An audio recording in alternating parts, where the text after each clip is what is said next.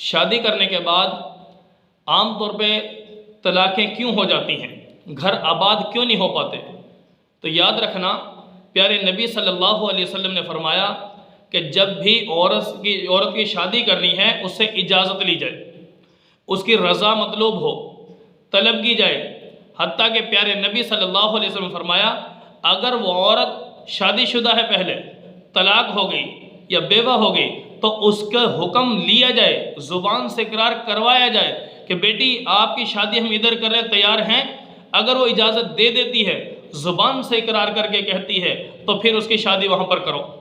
یا اسی طرح وہ باکرہ ہے، وہ بیٹی جس کی ابھی تک شادی نہیں ہوئی، شادی کے معاملات سے ناواقف ہے، تو اس بیٹی سے پیارے نبی نے فرمایا اس سے بھی اجازت لی جائے۔ اگر جو اس کے اندر شرم و حیا ہوتی ہے، منہ سے کہنا بڑا دشوار ہے یہ جملہ ماں باپ کے سامنے، میری شادی کر دو، لیکن پھر ایک صحابی نے پوچھا کہ جی پیارے نبی صلی اللہ علیہ وسلم وہ تو مانتی نہیں ہے، زبان سے نہیں کہتی، تو ہم کیا کریں؟ فرمایا اس کی خاموشی اس کی ہاں شمار ہوگی۔ اگر اس کی رضا نہیں ہوگی تو زبان سے انکار کر دے گی وہ، تو لہٰذا اگر وہ خاموش ہو جاتی ہے تو سمجھو اس کی اجازت ہے۔ ہوتا یہ ہے کہ جب بچی کا رشتہ ہم کرتے ہیں، ٹھیک ہے، ایک اجنبی لڑکے کے ساتھ ظاہر جب کریں گے تو ہوگا کیا؟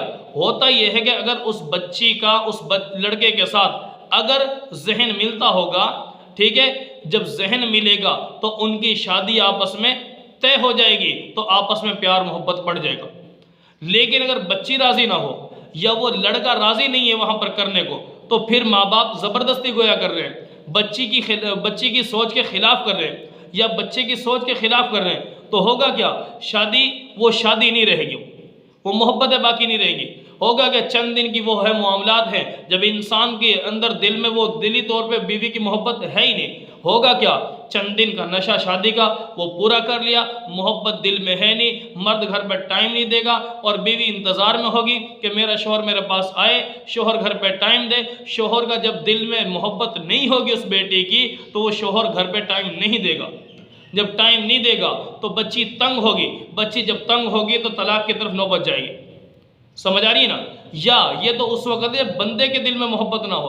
ہاں بعض دفعہ ہوتا ہے کہ بیٹی کے دل میں محبت نہیں ہے، اب بیٹی شوہر کو ٹائم نہیں دے گی، اس کے معاملات نہیں نبھائے گی، اس کے پاس جلدی نہیں جائے گی، ٹھیک ہے، طرح طرح کے معاملات آئیں گے، شوہر کچھ چاہے گا، بیوی کچھ چاہ رہی ہے، تو ہوگا کیا؟ دونوں طرف سے جب معاملہ برعکس ہوگا، ایک دوسرے کے الٹ ہوگا، تو پھر کیا ہوگا؟ آپس میں طلاق کا ایشو بڑھ جائے گا، ٹھیک ہے، محبتیں نہیں ہوں گی، گھر ویران ہوں گے، آباد نہیں ہوں گے۔